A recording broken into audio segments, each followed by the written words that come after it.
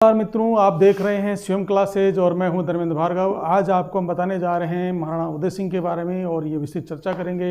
इससे पहले कि मैं आपको आगे की कहानी बताऊं तो आप हमारे चैनल को लाइक कीजिए, सब्सक्राइब कीजिए और अपने दोस्तों में शेयर कीजिए ताकि ज़्यादा से ज़्यादा लोगों को इसका लाभ मिल सके। महाराणा उदय सिंह के बारे में हमने पिछले वीडियो में चर्चा करी थी महाराणा सांगा के विषय में, और महाराणा उदय सिंह के विषय में आज हम चर्चा करेंगे। तो उससे पहले कुछ जानकारी मैं आपको देना चाहूँगा। और इससे पहले हमने चर्चा करी थी राणा सांगा के बारे में। तो जब राणा सांगा की मृत्यु 30 जनवरी 1528 को हो जाती है तो उसके बाद में उसके उत्तराधिकार के रूप में उनके जो पुत्र थे, जिनमें सबसे बड़े रतन सिंह को उत्तराधिकार नियुक्त किया जाता है 5 फरवरी 1528 को। तो महाराणा सांगा के 4 पुत्र थे, बड़े बड़े राणा रतन सिंह, भोजराज, विक्रमादित्य और उदय सिंह। भोजराज पहले ही इनकी मृत्यु हो गई थी, जो मीराबाई के पति थे, इनकी पूर्व मृत्यु हो गई थी। और रतन सिंह जो हैं वो बड़े पुत्र थे, तो रतन सिंह को उत्तराधिकारी नियुक्त किया गया 5 फरवरी 1528 को। लेकिन जब ये बूंदी में शिकार खेलने गए थे तो इनकी मृत्यु हो गई थी 1531 के अंतर्गत। इसके बाद में इनके स्थान पर, क्योंकि भोजराज की मृत्यु हो गई थी, तो फिर विक्रमादित्य थे, तो विक्रमादित्य को इनके स्थान पर उत्तराधिकारी नियुक्त किया गया, जो राणा रतन सिंह के छोटे भाई थे। जब विक्रमादित्य को नियुक्त किया गया तो ये उम्र में कुछ काफ़ी छोटे थे, तो इनकी जो माता थी हाड़ी रानी कर्मावती, इनको इनका संरक्षक नियुक्त किया गया और राज्य का कार्य संचालन भी वही कर रही थी।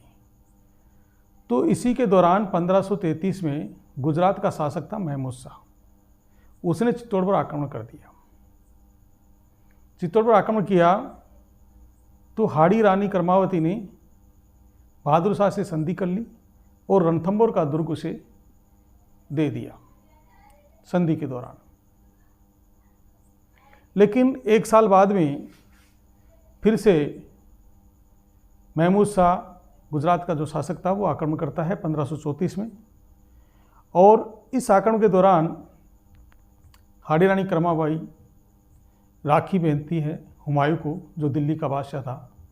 लेकिन हुमायूं किसी दूसरे युद्ध में फंसे होने के कारण से वो सहायता नहीं कर सका था। ऐसी स्थिति में जो हाड़ी रानी थी उसने अपने दोनों पुत्र विक्रमादित्य और उदय सिंह को ननियाल भेज दिया था, बूंदी के अंदर। और देवालिया के रावत बाघ सिंह के महाराणा का प्रतिनिधि बना करके युद्ध में कूद पड़े। तो तब केसरिया और जौहर हुआ। केसरिया वस्त्र धारण करके जब राजपूत युद्ध में चला जाता है तो ऐसा माना जाता है कि वो अब जीवित नहीं लौटेगा। और जौहर महिलाओं के द्वारा, राजपूत महिलाओं के द्वारा अपनी आन बान शान को बचाने के लिए किया जाता था, जिसके अंतर्गत महिलाएं अपने जीवन को, अपनी आन बान शान को बचाने के लिए बारूद के ढेर पे आग लगा के अपने आप को जीवन लीला समाप्त कर लेती थी। बारूद के ढेर पे बैठ के अपने जीवन लीला समाप्त कर लेती थी। तो यही जो हाड़ी रानी थी उसने लगभग 1200 महिलाओं के साथ में जौहर किया। कुछ दिनों बाद हुमायूं की सहायता से विक्रमादित्य का चित्तौड़ पर कब्जा हो जाता है। लेकिन जो पृथ्वीराज सिसोदिया का पुत्र था, दासी पुत्र बनवीर कहता है कि ये राजा योग्य नहीं है, क्योंकि जब युद्ध यानी जनता पे आफत आई, जिस समय युद्ध का खतरा मंडरा रहा था, उस समय यह अपने ननिहाल चला गया, इसलिए राजा बनने के योग्य नहीं है। ऐसा कह करके उसने विक्रमादित्य की हत्या कर दी। और हत्या करने के बाद में वह उदय सिंह की भी हत्या करना चाहता था, ताकि उसके उत्तराधिकार में कोई रोड़ा न रहे। जैसे ये सूचना उदय सिंह की धाय माँ को पता चलती है, पन्ना धाय को, तो वो अपने पुत्र के वस्त्रों को उदय सिंह को पहना देती है और उदय सिंह के जो वस्त्र थे, राज पोशाक थी, वो चंदन उसके पुत्र को पहना देती है और उदय सिंह की जगह चंदन को सुला देती है और उदय सिंह को अपने विश्वास पात्र के साथ कुंभलगढ़ के सरदार आशा देवपुरा के पास भिजवा देती है। बनवीर आकर के जब पूछता है कि उदय सिंह कहाँ है, तो वो उदय सिंह के पलंग की तरफ इशारा करती है जहां उसका बेटा चंदन सोया हुआ था। बनवीर तलवार निकालता है और चंदन को मौत के घाट उतार देता है, लेकिन उस दाई माँ के मुंह से एक चित्कार भी नहीं निकलती है। वह स्वामी भक्ति थी, स्वामी भक्त थी। अपने स्वामी के पुत्र की रक्षा के लिए उसने अपने पुत्र का बलिदान कर दिया। जो हाड़ी रानी थी, बूंदी की थी, तो जन्म इनका चित्तौड़गढ़ दुर्ग में हुआ था और लालन पालन जो है इनका लालन पोषण कुंभलगढ़ दुर्ग में हुआ था।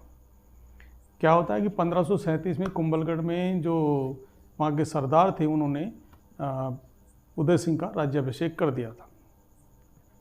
फिर 1540 में उदय सिंह ने बनवीर को मार करके चित्तौड़ का शासक बने और 1544 में क्या होता है कि शेरशाह सूरी आक्रमण करता है, तो शेरशाह सूरी की जो पठान था उसकी इन्होंने अधीनता स्वीकार कर ली और चित्तौड़गढ़ की चाबियां जो है वो शेरशाह सूरी के पास भेज दी थी। तो पहला जो मेवाड़ का शासक था, जो अफगान की अधीनता स्वीकार करने वाला था, वो उदय सिंह ही थे। तत्पश्चात 1559 में इन्होंने धूणी नामक स्थान पे उदयपुर नगर बसाया और वहीं पर उदय सागर झील का निर्माण भी इन्होंने करवाया। तो इसके बाद में अकबर जो था, दिल्ली का सुल्तान जब बना, दिल्ली का बादशाह जब अकबर बना, तो वह साम्राज्यवादी व्यक्ति था।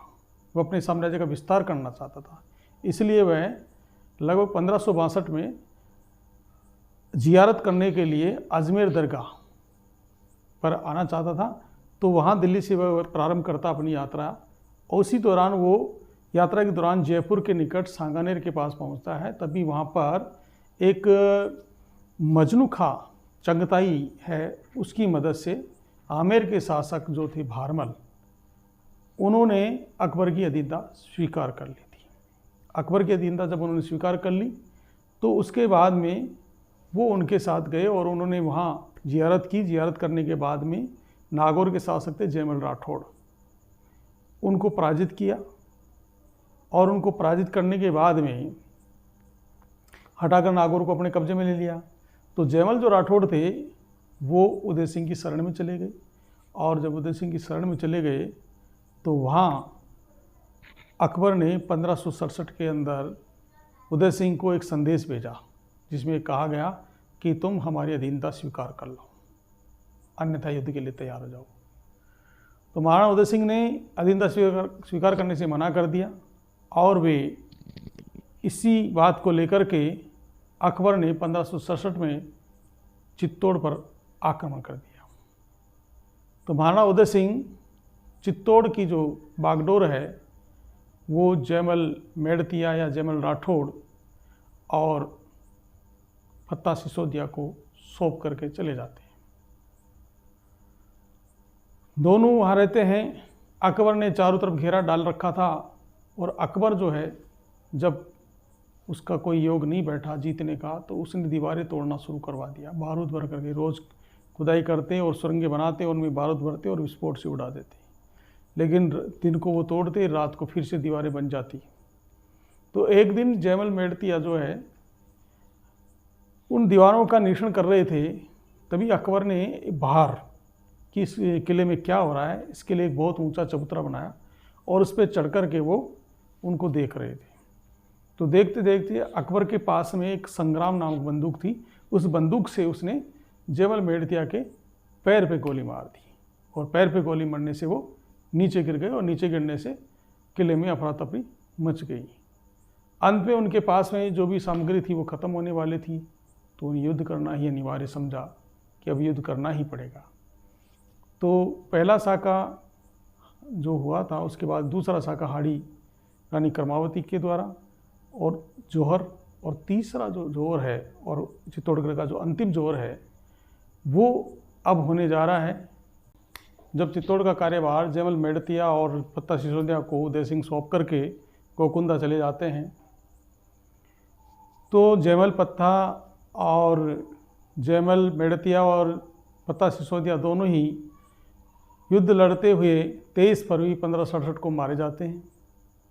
पत्ता सिसोदिया की जो रानी फूल कंवर है, उनके नेतृत्व में जौहर होता है, राजपूत महिलाएं। तो ये चित्तौड़ का अंतिम शाखा था, तीसरा और अंतिम शाखा था, जिसके अंदर केसरिया किया राजपूत वीरों ने, और जो जौहर है वो महिलाओं के द्वारा किया गया, जिसका नेतृत्व फूल कंवर ने किया। अब होता क्या है कि अकबर ने जब विजय प्राप्त हो गई तो अकबर ने उदयपुर का नाम बदलकर मोहम्मदाबाद कर दिया था, और अकबर ने भगवंत दास के कहने पर, जो आमेर का शासक था, उनके कहने पर, क्योंकि वो वहाँ के राजपूतों से चिढ़ता था। क्यों चिढ़ता था? कि वो उनको इतनी तवज्जो नहीं देती, क्योंकि उन्होंने मुग़लों से वैवाहिक संबंध स्थापित कर लिए थे आमेर के राजाओं ने।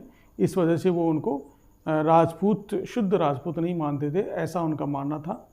तो वो उनके साथ बैठ उठ खान पान नहीं करते थे। इस कारण से इस बात का दुख था भगवंत दास को। तो उन्होंने अकबर से कहा कि इनके यहाँ पर कत्लेआम का आदेश करवा दीजिए। तो जब कत्लेआम का आदेश होता है तो लगभग 30,000 व्यक्तियों को वहाँ पर मौत के घाट उतार दिया जाता है। और यही एक अकबर के जीवन काल में एक अमिट कलंक उसके ऊपर लगा था, और इस कलंक को उसने मिटाने के लिए आगरा के किले के सामने गजारूढ़ गज पे बैठे हुए जयमल मेड़तिया और पत्ता सिसोदिया की संगमरमर की मूर्तियां लगवाई थी। बाद में औरंगजेब ने इनको तोड़वा दिया था, क्योंकि औरंगजेब इन्हें पसंद नहीं करता था। और राजस्थान में भी जूनागढ़ के किले के सामने 1594 के अंतर्गत लगभग इनकी मूर्तियां राय सिंह ने लगवाई थी। युद्ध में कल्ला राठौड़ जब जा रहे थे तो युद्ध के दौरान जयमल मेड़तिया के पैर में गोली लगी थी, वो चल नहीं सकते थे, इसलिए कल्ला राठौड़ ने उन्हें अपने कंधों पे बिठा करके युद्ध में भाग लिया था।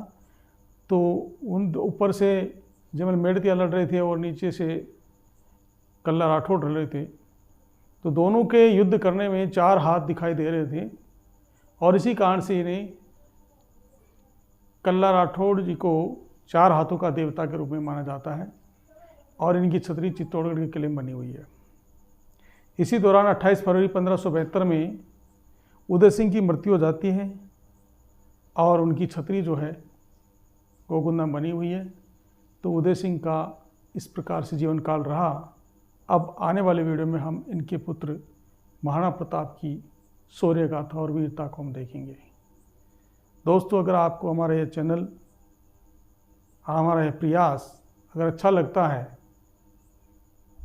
तो आप हमारे चैनल को लाइक करें, सब्सक्राइब करें। धन्यवाद। जय हिंद, जय भारत।